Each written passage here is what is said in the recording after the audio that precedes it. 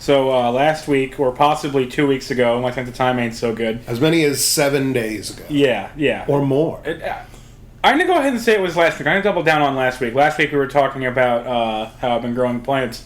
Yeah. And one of the tools I've had to employ in this is our old shop vac that we've had for about 30 years. It definitely... I'm pretty sure that we purchased it when we first moved into our old house in like 1996. This is an old shop. Because the shop vac is our contemporary. Yeah, it's almost as old as us. As old as my sister, at least. It's in its 30s. Its knees are starting to hurt a little bit. It could run a car. And one of the things that struck me about using this device, I almost said product, but it's more of a device. It's a device. It's a device. A contraption, really. Yeah. With how loud it is, like anything with a really loud motor is a contraption. I agree with that. Yes. Unless it's literally a car, then it's a contraption. Yeah. Yeah, it checks out. And this thing is 30 years old, and it sat on a shelf for the last 10 of those 30 years, not being used. And like a month ago, I dusted it off and just rinsed it out, and I turned it on, and it's fine, and it works awesome, and it's loud as hell, and that thing can suck. Your liquids, your solids, anything in between. Anything you need. It even has like a filter, so you can do dust and powders and stuff if you wanted to. Heavy duty. And I was sitting there, mindlessly sucking water off the floor, just draining the nearby bay because there's no drain in our garage. And it occurred to me that this is like I don't have the means to easily replace this object. No. This thing that just kind of works when you need it and then goes away and works well and like doesn't fuck up. Minimal maintenance. Yeah. Minimal tinkering. 30 years old. Yeah. I'm pretty sure I don't think it's Craftsman branded, but my mom insists it came from Sears.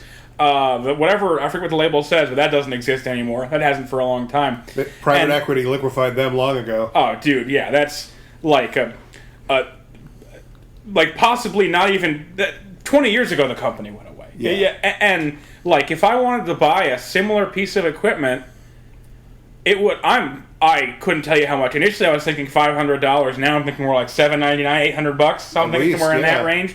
It'd probably take me 2 or 3 returns to get to a thing that actually works good and the way I want it to. And even then, you'll need to make an account. Yeah, exactly. And for your wet vac. Yeah, so they can get my wetness data. What could they learn? Yeah, they can learn about how moist I am. He's giving me ads for paper towels now. He's wet as hell. Paper towels. And so I was saying basically this to some of our friends, and Brody, our lovely friend and podcast contributor Brody, said, "Oh, that's an Archeotech Shop Vac." And yeah, it kind of is. Yeah. Well, this is like we lost the knowledge. Yeah, we lost the ability to make reliable technology. To make a consumer grade thing that doesn't shit the bed after like one use. Planned obsolescence. Yeah, you'd have to buy like a thing for like a business, like back when the goal of success was to make something that was more functional than the opponent. Now it's just to make him buy it twice. Yeah, and in 1996, this is like Indiana Jones had under the door stuff. I bet the 97s were dog shit. Like, that's like the last year that people were trying, like, on the planet. It was 96, maybe? It's sort of like when you see the diagrams that Charles Darwin made of, like, the finch's beaks changing, except it's just their shittiness level versus profit levels just shifting, and it's been a downward shift for a while. It's a lost art, making the shop vac that just works.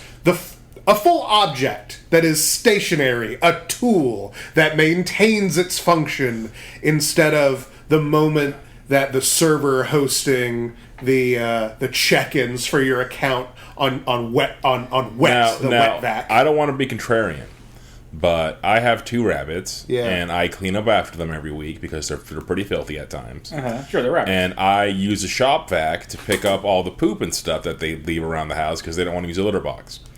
And the shop vac that was given to me for this task functions extremely well. I've had no issues with maintenance, no issues with it whatsoever. And I quite enjoy this shop vac. I use it more than a regular vacuum for just vacuuming regular thing. That's what the shop vac is. The shop vac is definitely superior as a vacuum. What brand? What brand is it? Guess. Take Sony. Oh, okay, come on. Try. Ferrari. Try. I mean, you're probably not going to get it because it's like...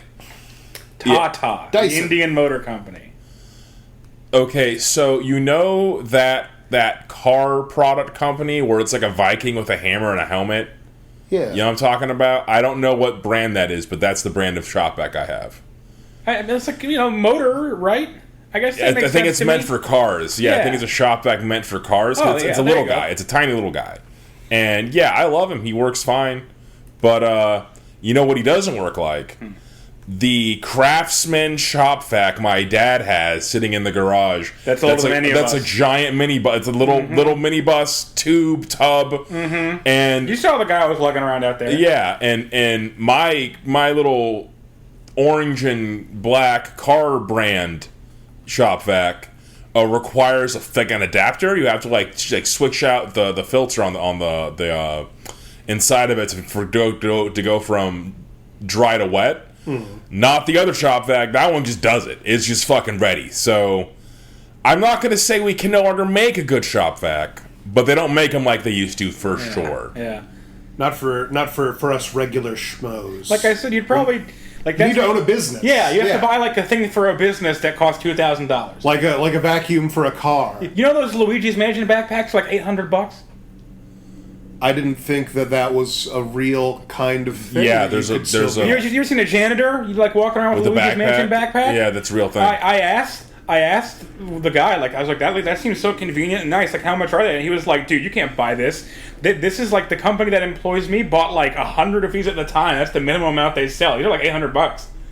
That's crazy. So you're saying that there's an opening in the market. Yeah, that's what it sounds like. We're becoming vacuum moguls. Branded. Oh my Welcome god. back to Vacuum Chat. And with that, welcome back to Scryer's Room. I am your host, Famfare. I'm Kevin. I'm Rob. Thanks for having me, fellas. Mario is not feeling well. He is out tonight. Yep. Yep. He is. He's having his own one. Thank you for having us again in Rob's House Studios, hosting the microbiome and the Rick and Morty bomb. Yeah, I'm excited to be here in my basement, where I would have been anyway. It's been fun coming up here. My chair is a full 180 degrees turned around, though. So I that's, know. things are very different. It's like a whole other world over here. Yeah. Facing this way. Yeah, I can see things that aren't just my computer screen. And today, I'm going to continue our Dwarf series. Yes. We're going to talk about the history of the Dwarves. And a lot of this comes from the older source material. I've been trying to make it a point to use the oldest source material I can find. And a lot of this comes from Stone and Steel, the supplement from Warhammer Fantasy Roleplay 1st Edition. Dude, I was looking at the old books. Tony was showing me like a website he has like all these old books on it. And so, dude, the old Warhammer books are wild. They're so crunchy. The diagrams and Dude, like the it shows, explanations. this is how you arrange your unit, and it shows all these it looks like a history battles diagram, like Yeah. on the YouTubes, like okay, here's your pikemen, and here's your skirmishers. That's and where here's your YouTube cavalry. guys got the language from. They've been Yeah. reading this in books Yeah. about how to battle your little miniatures for years. I imagine like a German guy in 1890 being like, "Oh, Hans is cheating." So we're going to start with the Dwarfs were created by the Old Ones, like most of the mortal races on Malus. The ancestor gods were claimed to have been carved from the rocks and stone of the mountain, the rocks of the mountain and birthed by the stones themselves. It is unknown if the Old Ones made them for a specific purpose or not, but they started out as very primitive. They lived in caves, ate berries and wild game, and had little much else going on. They eventually invented stone weaponry and developed a surplus of calories, allowing them to indulge in other pursuits. As their numbers grew, the dwarves started to migrate. I'm imagining cave dwarves being contemporary with dinosaurs. I mean, there are lizard men. There are lizard men. In fact, there are dinosaurs. Yeah, they're just dinosaurs hanging out. Yeah. So actually, Yes. yeah, Yeah. yes, not too far off. So Yeah. at this time, are there humans or not? Not for a while. So we know that humans were made after dwarves. But we don't know how long after. So cave dwarf may have been before man. I don't have a definitive answer on that. I like to imagine there's like some overlap there. So the dwarves have like steel and anvils and such, and like like our dwarves, modern dwarves, but the humans are still cavemen, and the dwarves are like, get a load of this guy. Accurate. So that does happen. While we were talking, it's what's the Dark Elf Prince? Malekith. We're going to bring him up soon. When we were talking about him, it's actually contemporarily, modern dwarves met cavemen humans. Because the cavemen humans were like, and they had like fucking hammers and armor and shit. Yeah. And I imagine like from the dwarf's perspective, you turn around like, whatever, and you're like, I made some good armor this decade, and you turn around and the same guy comes back, and he has like a shirt and a horse. Like, what the fuck? Did you discover agriculture? God damn it. I'm gone for 5 minutes. Yeah. The first dwarves migrated north from their ancestral homelands in the mountains of the Southlands to the southern part of the World's Edge Mountains, led by the ancestor gods. The reason for this migration is obscure, but some sources claim that Grugni had divine foreknowledge that his people's destiny lay in the mountains far to the north of their birthplace. This happened so long ago that it is impossible to know exactly when, but historians peg it at around 5,500 years before the Empire, the human Empire. On the map you showed me, like, the place their origin mountain is, like, next to the skeleton land, skeletal Egypt. Like, yeah. I don't want to be there either. Yeah. That seems like the worst possible. It's about to become a rough neighborhood. They dodged a bullet by moving north. Yeah. And so the wiki states that Imperial calendar negative 5,500 marks the coming of chaos, but I'm finding conflicting sources here, and if you cross-reference this with the Elven coming of chaos, the timeline doesn't really add up, because if that was the start of the chaos incursion, that would mean that the demons were rampaging for 1,000 years before Anarion took up the Sword of Cain, which doesn't really make sense. Like, the demons were steamrolling Seems like they would have won by then. Yeah, so... They kind of snowball after a second. That's why they're so damn dangerous. Yeah, so, I if you in the comments, go ahead and fact-check me if you find a definitive source, but it looks like the dwarves were starting their migration, or within their migration around that time, the coming of chaos would come in with a few centuries within that. I'm imagining now, the in-universe answer is that the Elven calendar actually it's lunar. It's lunar. It's slightly different, so their years are different, and that actually makes them wrong about like a bunch of dates. And then when pressed on this, it's like that was like 8 years off. Like, that's really important. And the elves were like, 8 years? Are you kidding me? Who could give a fuck about unironic opinion? And this estimate is also based on the time it would take to migrate from Karak Zorn, thought to be the first dwarfhold, to Karaza Karak and beyond. Some records state that Karak Zorn is the first dwarfhold. Others record that it was founded and eventually lost by dwarves who refused to migrate with Grugni. Many great deeds and sagas were recorded in these times, such as the Tale of the Forgefather, which tells how Grugni began his quest to master the arts of metal and steel. Another saga of that forgotten era was the Forgotten War of the Dragons, which allegedly created the legendary Blackfire Pass, which we will bring up in the next episode probably. Ooh. Dragon Wars. I'm not sure if this is going to be a 2 or a 3-parter. I'm assuming this is going to be a 2-parter. I was able to get through the Skaven up to speed in 2 parts. Right. So hopefully we can do that with the Dwarves as well. So I had mentioned this in a previous episode, I think part 1, maybe part 2 of the series, but dragons and dwarves are of a similar nature. Both desire a wealth of treasure, live in mountains, and are fiercely territorial. Due to this fact, dwarf and dragon have battled for millennia for dominance over the mountains, and many grudges are recorded against the hated Drax. It is said that one of Grimnir's rune axes bears a rune of dragon slaying, which he used to slay the Urmskal Drak in about 4,650 years before the founding of the Empire. It is rumored that Dragon Wars are also responsible for the region known as Blackfire Pass. Okay, I put that in there twice. So, despite their competition with dragons, giants, and trolls, the now warlike dwarves were led on a mighty conquest of the mountains by Grimnir. As they went, Grugni taught the dwarves how to locate, mine, and work precious metals into tools and weapons. As their society grew, Valea taught the dwarves how to convert mines and caverns into secure homes, as well as their first traditions, which hold dwarf society together to the modern day. They follow the veins of gold, silver, iron, and gromro up the World's Edge mountain range, founding many holds or karaks as they went. Clan after clan were left behind to grow and maintain these holds, such as Karak 8 Peaks in Karak Israel, later named Karak Asgal. Correct what? Israel.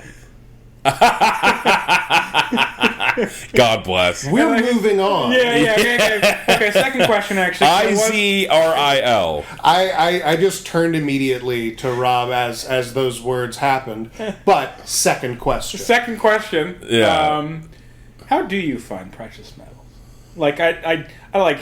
Do they have spells? Like the thing that people like, the thing where you hold the rods out, it's bullshit. But maybe in Warhammer it works. Apparently, the dwarves use touch, taste, sound, taste. even taste, touch, smell, sound, and taste. So they use all their senses. Rock is good. Apparently, that's what the source books say. So, in real life, the way that we found gold generally is in rivers. Yeah. You find like traces of minerals that like and you go upriver, wash down. You go upriver, exactly. Because all rivers come from. In modern times, we have we just yell a sound wave at, and then we can tell how it bounces back or something. We can tell a lot of different things from that. It's not perfect. We can't just like Minecraft cheat code it. Yeah. But yeah, basically. Otherwise, genuinely, you don't look at you're not looking for the kind of thing that you're looking for. You're looking for the thing that is always around the thing you're looking for. You don't look for you don't look for a vein of silver. You look for the bluish rocks that are always around a vein of silver. Okay, yeah, that tracks. Yeah.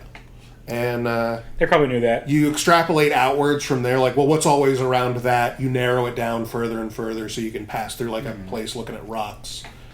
And then also tell, somebody brought this rock. This is an outside rock. A foreign rock. A foreign rock. Other rocks, do rock racism on it, and then you smash them all together. The dwarves have words for all the things that you just said. Yes. Yeah, absolutely. Legends tell that Valea took a permanent residence in her favorite hold and had 2 pillars carved out of the living rock, which she blessed. These would be the first of the thousands of pillars that hold up Karazakarak, the capital of the Dwarven Empire. That marked the start of the modern Dwarven calendar, which was about 4,523 years before the Empire, was Dwarf Year 1. They didn't really keep record of a history of their people before. I mean, they had oral history, so they didn't really track the dates, apparently. I was reading just the other day where some scientists went to go find one of the last illiterate communities in somewhere in some village in southeastern Europe somewhere, and it was in the 20th century, and they still had because none of them could write, they still had a tradition of epic poems that they would memorize and retell to each other and stuff like that. They could the Odyssey is in theaters right now. They could just do the Odyssey. I know that in my head. Let me tell it to you now. And that's you have to do it. Yeah, and then once they they started to write there, the government made them write. That goes away in one generation. Yeah, that'll do it, man. Because you offset when you don't require remembering things like that. You use your brain power towards other things. Mm-hmm. It's an actual phenomenon we've measured and recorded. Especially, it's specialization. Yeah, as you specialize into different areas, you use more brain power for that. If you need to dedicate another section of that to specializing in remembering a different kind of thing, it takes up space. Yeah. When the dwarves reached the northern end of the World's Edge Mountains, some turned east towards the Mountains of Morn that border Grand Cathay. The vast wasteland that reached between the World's Edge Mountains and the Mountains of Morn would be called the Zorn Uzkil, or the Great Skull Land. When you said turned east, I thought you were going to say some turned evil. I was like, damn, it was that. Just like that, yeah. Okay, Chaos Dwarves, I guess they're Chaos Dwarves now. Well, speaking of Chaos Dwarves, the guys who went east, bad things... Some did turn evil, oh my god! Bad things are going to happen pretty soon. Others instead went westward into the Giants' Home Mountains in the land that would become Norska. Despite the huge distances involved, the dwarfs' holds were close-knit and in constant communication. Then, everything changed. According to the oldest legends, Grugni divined the coming of a great calamity, and he knew the dwarves would need weapons of great power to survive. He labored for centuries with his sons Smednir and Thugni to forge runic weapons and armor of great power. Those names got you? Smednir and Thugni? They're impressive names. Strong dwarf Impressive names. for sure. They spent centuries just forging? Sure, Yeah, why not? yeah. The finest weapons and armor were bestowed upon Grimnir. Oh, forging a bunch of things. Okay, yeah. I was about Yeah. to say, like one sword for hundreds of years? No, just making relic after relic. Like some of the strongest weapons ever made and will ever made at the time and ever again. Yeah. Because they're using stuff that they're using. It's Archeotech. It's the Warhammer fantasy version of Archeotech. Yeah. They're making like legendary items like each. And the finest were bestowed upon Grimnir, the greatest warrior, and others were given to the greatest warriors of each hold and are still treasured relics in the modern era, millennia later. Yeah. As time approached for the Cataclysm, Grugni sent messengers to all the dwarf holds bearing rune staffs with his personal seal. His message were for the dwarves to dig ever downward, delving deeper into the earth, and to seal their holds off from the surface for 10 years. That seems like good advice to me. A few months later, the Chaos Gates would erupt in the north and south poles, flooding the world, the Warp Gates, because the old ones had these stargates that they would use to transport between worlds. Yeah. See, you weren't here for the Dark Elf series, so there's a lot of stuff I'm brushing over for that Rob isn't really hip to. Yeah. But yeah, there are gates at the north and south poles that the old ones used to go to travel beyond the stars. And they collapsed. They just stopped working, and that's what made the Chaos Gates. And then demons started pouring through the North and the South Pole. And Or did the spell stop working, or did someone do it? It just didn't. It's just one of those things? Yeah, it just kind of happened. And instead of trying to fix it, the old one said deuces and fucked off, leaving all their creations to die. Like, deal with this. The Lizardmen tried their darndest. Seems like a good idea. There are other more convenient planets to use. They can try it. They're going to try in my opinion, they want to try somewhere else. Yeah, that's where the cow come from. But yeah, the Chaos Gates would erupt in the North and South Poles, flooding the world with magic and bad juju as warp dust blanketed the land. Native animals mutated into abominations as unspeakable horrors entered the world via the Chaos Gates. Between 5,000 and 4,500 years before the Empire, the surface of the world was largely overrun in what is known as the First Chaos Incursion. And this is an estimate, once again, based off the Dwarven and Elven timelines. I'm imagining this, for this period of time, you could just always look out of your window and your castle out into the fields. And if you look, you'll see a half-naked, mostly goat man running around. Yeah, or a boar man, or they'll be out there. A hate fiend. Yeah, maybe they're just slapping themselves into the mud, and then they dig, and then they just run off. But if you just look out, you'll find them. And fun little fact I came across while reading this: it wasn't all horrible monsters. A few fun things came out of it, like griffins and pegasi and hippogriffs are all technically chaos beasts. But they're of a less insane nature and eventually get co-opted into the use of the mortal armies. Well, that's in the one of the books I was reading today on that website. It straight up said yeah, chaos is complicated to play in this 1985 edition of Warhammer or whatever year it was. It was very old. Chaos is complicated to play, and if you're new to this, you will make the game take too long. Veteran players only. It said it'll add too much time to the game. You had to roll on a table for your mutations, and literally, you just get a randomized army every time. There's this big D100 table or something like that. It's a lot of entries table of all the things that can happen with you. Big fangs, tentacle arms. You can fly. Bad, stinky. Yeah, stinky. One of them was literally stinky, and it said okay, so you, the Chaos player, have to know what all these do, and all your units, your hero units, like your big guys, like your knights and whatever, your chaos, like your big dudes, yeah, they can have 4 to 6 mutation slots. So each of them has 4 to 6 of these random powers from this long table, and all your units are just going to have a different power set, and you just have to know that whole table so you know what all of them can do all the time to consider, like, and like that, basically. That. Yeah, when it's so when you're crunchy. throwing the dice, sometimes you get, like, the tentacle Yog-Sothoth monster, and sometimes you get the Pegasus. You got to cram before game night, like you're studying for an exam. Dude, like, that wasn't even the craziest part. I undersold earlier, like, the diagrams, the battle diagrams were so nuts. Yeah. And I asked Tony, like, this isn't in the game anymore. Like, this is how you Phased out. arrange your army. No. Like, no, it's like you have squares of guys and they bash into each other. It isn't like... It isn't like you have to array your forces like that. Like, it was crazy, dude. Yeah, it was so much more crunchy back in the day, man. It was actual, like, madness. Mm-hmm.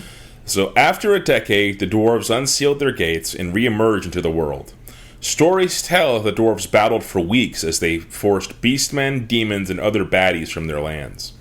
After some time, most of the dwarf holds are able to re-establish contact with one another, combining the forces to push the Chaos Hordes back to the north. The Giants' Homes Mountains and the Mountains of Morn remained in the grip of Chaos. The Eastern Darway in particular would handle the coming Chaos in a much different manner. So, for 10 years, the dwarves all held in their holds. And then they bust out, and then they're just like, all right, move along, everybody. I imagine, like... But those like people that rocks- lived there for like 10 years, they started little chaos communities. I imagine, like, rocks shifting, and it's, like, bright as fuck, and they're like, oh, God, the sun. Like, super, like, can't see dazzled, and you just hear, and, like, a bird Just man with an axe screeching, starts yeah. running at you. Like, oh, what the fuck? Bird people and shit start running at you, and then like the camera pans out to reveal that like you're like, oh, you're blinded, but you're in like a tank suit of armor. Yeah. And the birdmen just like shatter themselves jumping on your runic They break armor. all their bones, Yeah, all their yeah. bones shatter the moment they try to strike you, and you're like, oh my goodness, 10 long years as you're just walking through the blood crowd. and like blood, mutant gore everywhere. Yeah, killdozering into them. Oh, fuck. Oh, it's like the smell, and it's bright. Oh, my God. Gotta do a lot of raking this weekend. Led by Grimnir, the dwarf army turned westward. After years of battling, the dwarves purged chaos from the land that was to become the Southern Empire. They followed the River Reich until they reached a fertile delta to the north. There, they would first encounter the elves. Is this Melkath? Not yet. Okay. In modern lore, the dwarves encountered the elves in happenstance, as the elven fleet was blown off course during a naval battle. But in the older lore, at least in the sources I looked at, the elves of Ulthan had lightly explored the world before the Great Catastrophe and established several trading colonies. One of these was Sith Rionak Nami Shathnir. You're going to have to send me that one after we're done. Yeah. That's not a real name. Yes, Sith Rion. It's Elven gibberish. Elven gibberish. Pick a section and we'll call it that. But with it a Y. translates to Sithy. Star Gem of the Sea, which is where the human city of Marienburg would be founded millennia later. The colony had escaped the notice of the Chaos Hordes, but was now surrounded. A fleet from Ulthan, led by the mage Kaldor Dragon Tamer, came to lift the siege and threw back the hordes. The retreating host was caught by a twist of fate by the host of Grimnir and summarily slaughtered. This led to the phrase, washing the elf walls, being used to describe the bloodiest of slaughters. Jeez! What the fuck is that? God, get him! holy shit, look at how mutated that guy is! It's sickening to look at! Cut it What down! happened to his beard? Put him out of his misery! Bang, bang, bang, bang, bang, bang, bang. yeah, working the Gatling gun. No gunpowder yet. Dwarves would I'll bring it up, but dwarves will bring it It's up a later. Gatling gun, but it's just, it's hammers thrown by, like, rubber bands. A hammer conveyor belt? Yeah. You laugh, but the grudge settler, the grudge hewer, is actually a conveyor belt that throws axes. Of course it is. Good. Why wouldn't it be? Good. We'll bring that up in a They have later like a episode. Chocanu then. Fine, Chocanu fire. Just peppering. So the two races met for the first time after the battle. The two leaders sized one another up, and none truly know what they took from one another, besides that they both stood against the forces of chaos. As another chaos host approached from the east, the two armies were forced into a alliance of survival and fought off the new threat. In the days that followed, Grimnir and Kaldor worked through the difficulties of their language and cultural barriers to exchange information. Grimnir learned of Anarion the Defender and how he battled to rid Ulthan of demons, and Kaldor learned that the demons were coming from the north. Kaldor deduced that the warp gates of the poles had collapsed, and with a plan formulating in his mind, he thanked the dwarves and returned to Ulthan. The two leaders exchanged gifts before departing. Grimnir gave Kaldor a runic amulet of extreme power called Bagdrulrender, and the elves now call Teyrmin the Protector. Teyrmin? Elven gibberish. Is it supposed to be like Welsh? Like what's our Yeah, very vaguely Gaelic. Okay. A lot of like the older elf stuff is basically based off like traditional like Fae and like Gaelic I like imagery. That makes sense. I just really like doing my impression of early English, so you're gonna be hearing a lot of that. Yeah, it's good. Yeah, it's accurate and good. Whereas Kaldor gifted Grimnir the Crystal of Fire, which still sits in the vaults of Karaz-Karak in the modern day. Shortly after, another larger wave of demons pushed into reality in the second Great Chaos Incursion, and besieged the dwarf holds once more. Grimnir's armies were forced back, and the dwarves called the High Council. Unbeknownst to the dwarves, Kaldor's plan to create the Vortex, Grimnir announced that he intended to fight his way to the Chaos Gates and close it personally. Grugnir and Valea told him this was a stupid idea, but the warrior would not be dissuaded. Okay, so, the guy that we all agree he's cool and we're friends with, and he's smart and a warrior, he said he's going to explode it. And your pitch is that you're going They didn't know about that. They didn't know about Kaldor's plan. They didn't know about Kaldor's plan. I need to go hit that thing with my axe. Yes, that was the dwarf solution. The dwarf solution is I'm going to go kill it with my axe. Yeah. And then the Doom Slayer music started playing. Boom, boom, boom, boom, ba boom. If I was on that chaos waste, it wouldn't have gone down. It wouldn't have gone down. It got down like that. In year 103 of the Dwarven calendar, about 4,420 years before the Empire, Grimnir shaved his head, save for a crest of wild hair, gave one of his axes to his son Morgrim, and set north with a small host of dwarves, Morgrim following along. At the edge of the Chaos Waste, they fought a great battle that lasted 3 days. After proving victorious, Grimnir commanded his son and army return to the holds as he proceeded alone. Morgrim watched as his father's frame dwindled into the haze of the Chaos Wastes. No dwarf ever saw him again. Grimnir's battle in the Chaos Waste helped buy time for Kaldor's Vortex plan to reach fruition. The power of the Chaos now drained from the world, the demons besieging the holds vanish in an instant. Their people now safe, it is thought that Grugni and Valea retired to the deepest reaches of the earth to found the halls of the ancestor gods. A new age of prosperity emerged for their descendants. However, contact was still lost between the dwarves far in the north and to the east in the Mountains of Morn. Those mysterious eastern dwarves. I wonder whatever happened to them. I'm afraid that's just something we can never know. And then, like, we just zoom out over to them, and they have tusks, and they're eating people. Yeah. Not quite yet. Not quite yet. They're holding out for help. They're really thinking. They're living on a prayer. They really think help is going to come.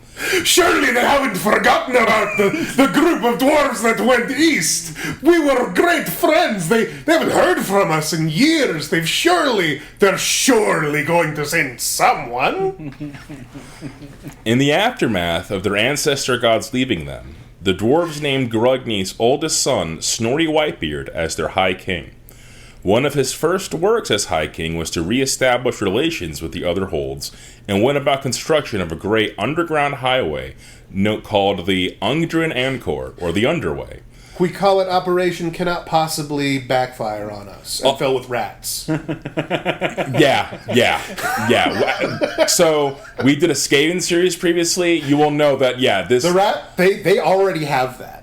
They have a highway. It sounds like you were just feeding dwarves to rats. Dwarven construction projects. I actually think this is before the Skaven species existed. Like, I think the Skaven, to my recollection, the Skavens came about... Yeah, that's going to be... about 1,600 years before the Empire. That's already humans walking around not being cavemen. Yeah. So that's gonna... So at the time, it was an awesome idea. Yeah, it was a great idea. Flawless plan. Will not ever blow up in our face. Underlined. The underway would connect all the holds along the World's Edge Mountains, offering safe and direct passage between them. About 300 years after the creation of the Vortex, Prince Malkith of Nagarythe would make contact with Thane Krugnik and some dwarven lumberers of Caradron. Yeah. This is where they met the cavemen, too. Who show that they also... Not quite yet. He did that with Snorri.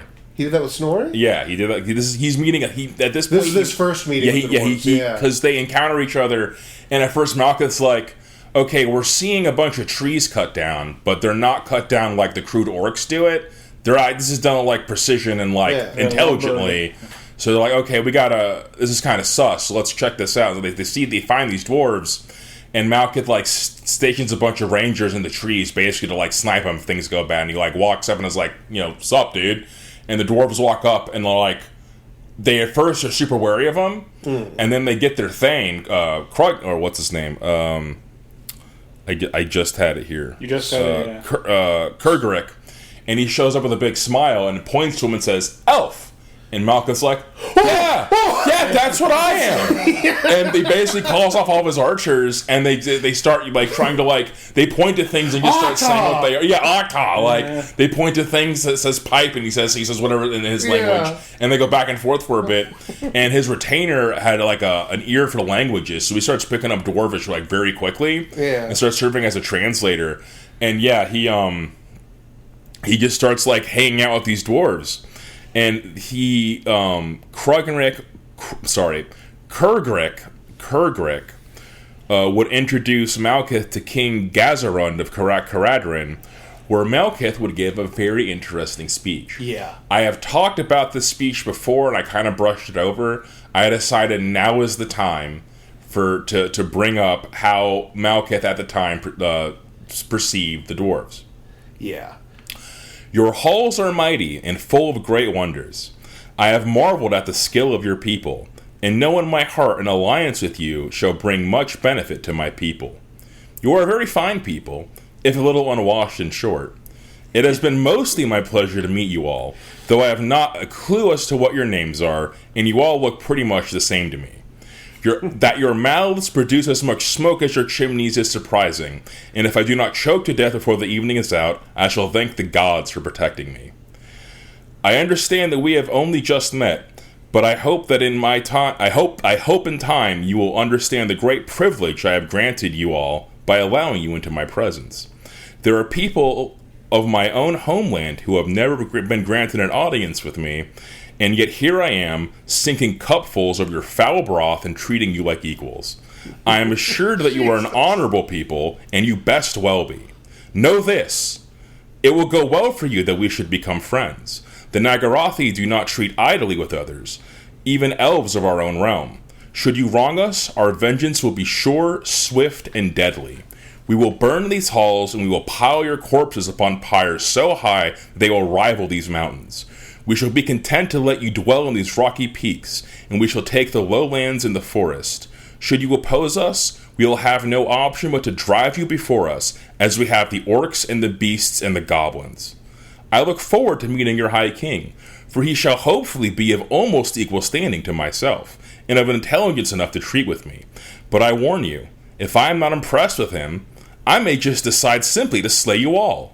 In fact, the next one of you that mispronounces my name might just get a blade through his guzzard. While we may deign to learn your crude language, please do not mangle the heritage of my forefathers and the legacy of my descendants with your ugly lips and thick tongues. Long may Nagarythe prevail over you all. And what the dwarves heard was like, Short. Yeah, and after he said that speech, the retainer that understood Dwarvish like panicked and basically rose up and cheered, and all of his men cheered, and the dwarves all rose up and cheered because they thought he said something really cool. Clapping for him. Yeah, exactly. Oh, this is nice. Exactly. So they're like, yeah, great speech, yeah, encore. I'm glad he gave a speech too. It really made us feel like we were friends. Because originally he says like to your health or something, and he's like, they want something more, man. They want you to give like a real speech. You saw that guy talk for like 5 minutes. You got to give a real speech, and he does all that, and they're like, what a pal. He's really integrating well. He must really respect us. Yeah, literally that. So Malkuth would take the underway to Karazakarak, where he met High King Snorri. Snorri already made contact with elves in the form of Prince Aeneris of Eataine. Aeneris would introduce Malkuth as a minor noble, for which Malkuth would have him later killed. The fucking prince! A deep friendship would form between Snorri and Malkuth as he stayed in Karazakarak for many years. He would spearhead dwarf and elf relations, and upon the Phoenix King's visit to Karazakarak, he would name Malkuth the ambassador to the Phoenix Throne, much to Malkuth's chagrin. Malkuth would take a great interest in the dwarven crossbow, which should be used en masse for the forces of Nagarath. So you had mentioned the Chuck-Ku-Nu? Mm-hmm. The Dark Elves made the Chuck-Ku-Nu.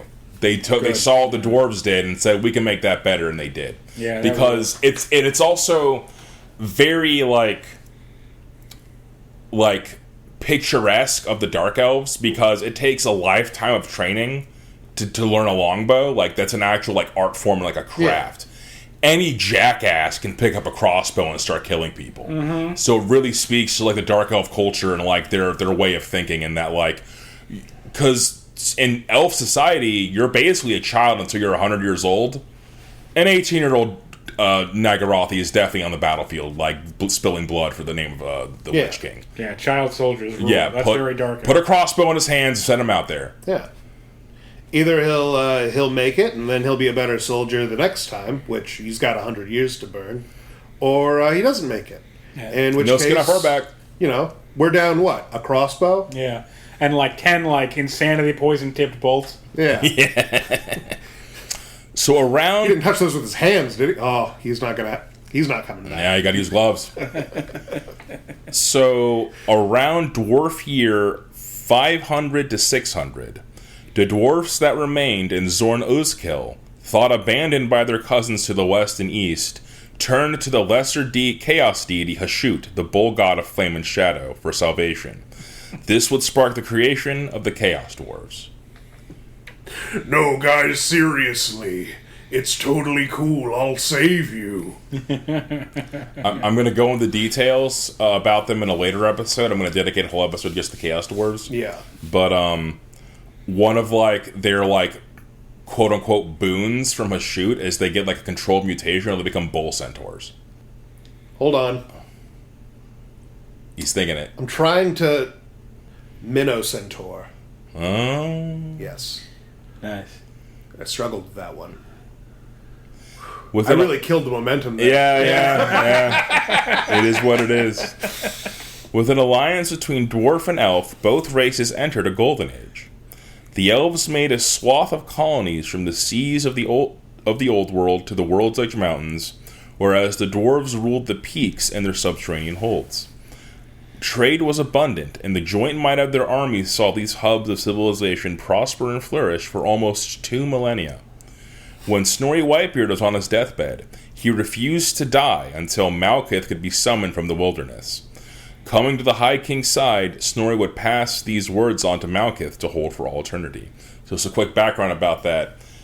Basically, Malkuth was like establishing colony after colony, and basically like he was supposed to be he wanted to be the Phoenix King. Yeah. He was the most eligible candidate to be Phoenix King. His dad was the last Phoenix King, but this other guy, Belshazzar, was chosen by the Ever Queen to become the Phoenix King. Yeah. And Malkuth let that happen because there was a vote, and he wanted to be unanimous, wanted to respect the vote, didn't want to be a tyrant, even though Morathi was like, so he fucked off to the colonies, and basically fucked off to explore the world, and he basically was founding his own empire in the colonies. Yeah.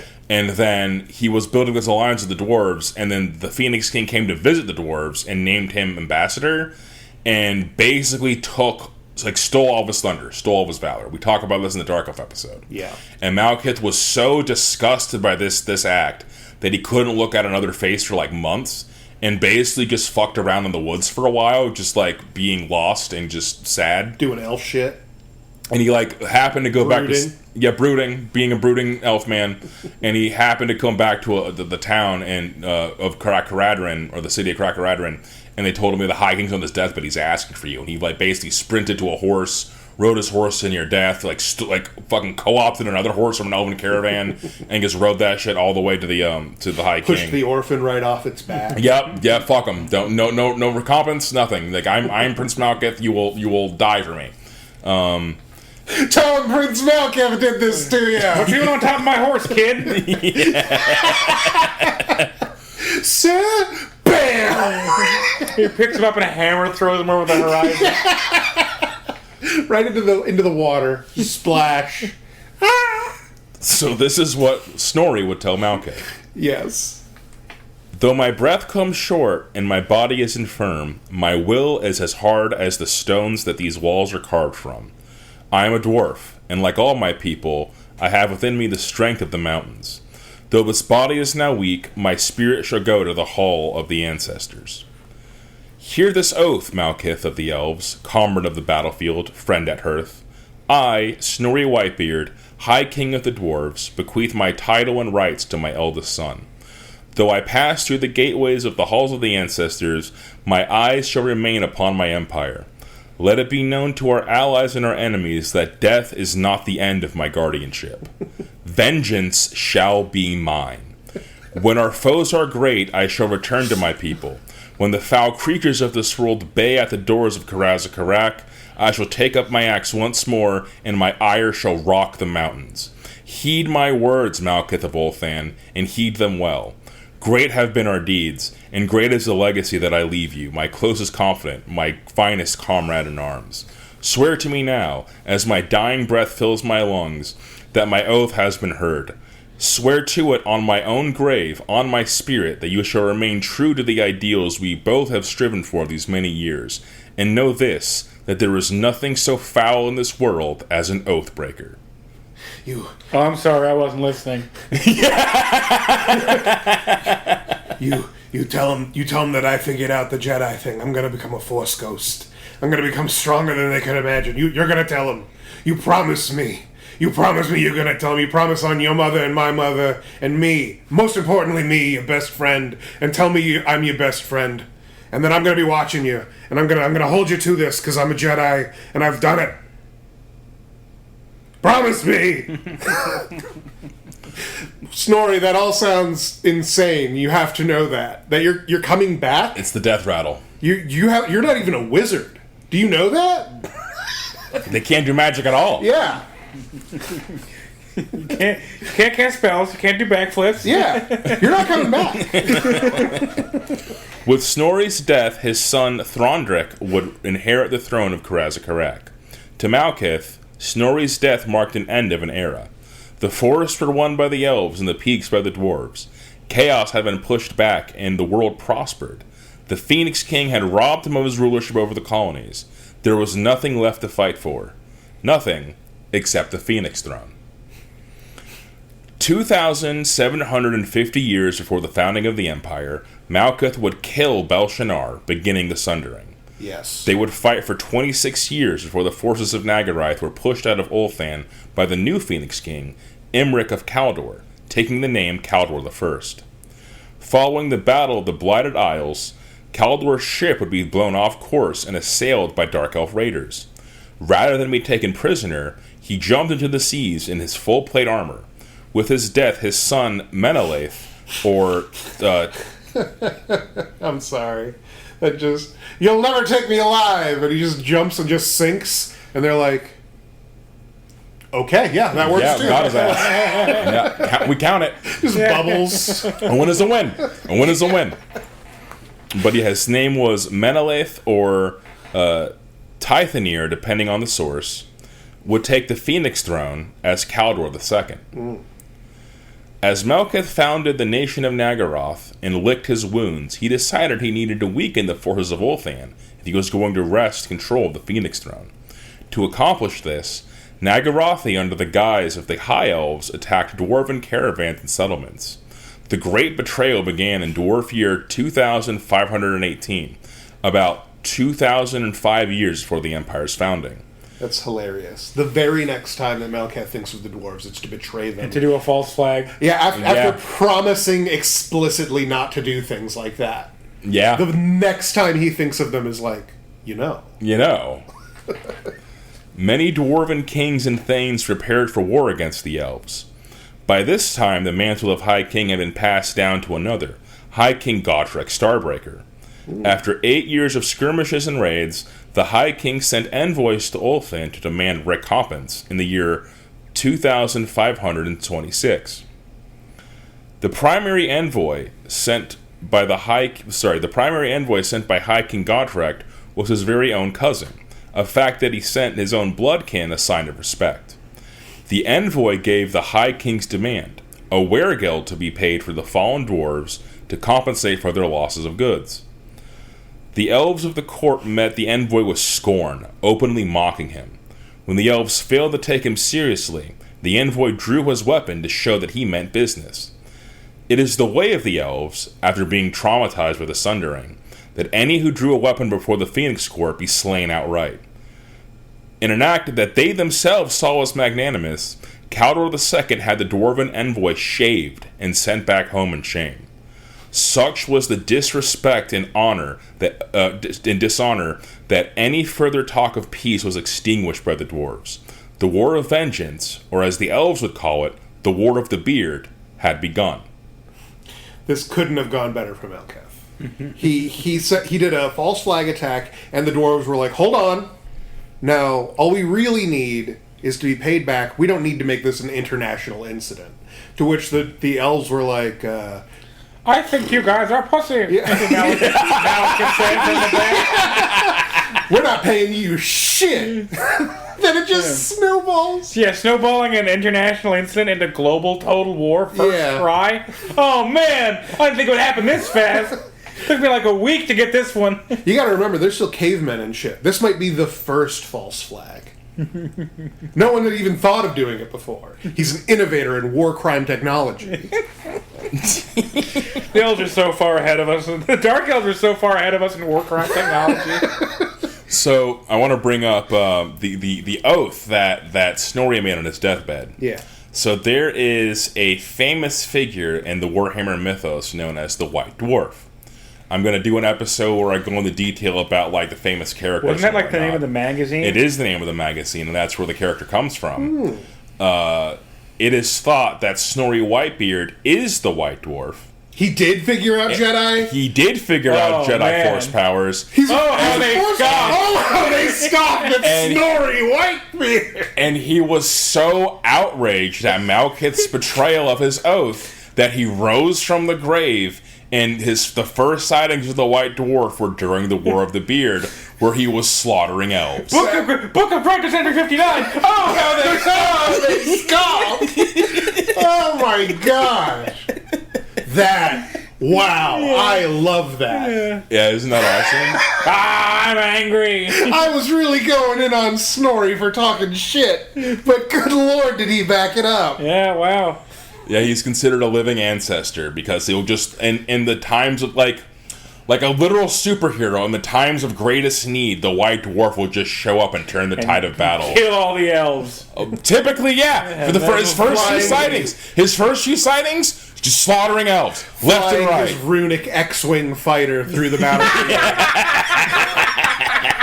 A legendary mastercraft from eons past. A long, long time ago. And we're going to bring up the War of Vengeance in the next episode. With that, we're going to end tonight's episode. Thank you so much for listening. If you enjoyed the nature of this content, go and give us a like and subscribe on YouTube. You can go and give me a follow on Blue Sky. You can support us on our Patreon. And I'd like to give a special thanks to our Patreon subscribers, our aspiring Magi, Champion 1209, and our fellow Scryers, Maticate, GaryGoblino, MidniteGrimoire, The Greater Good Boy, Kinomajaro, Grimtones, Wanrical Barcis, Janklord Emperor, Grimothy, Bread the Gnarbarian, and of course, my mom. Love you guys. Mario loves you too.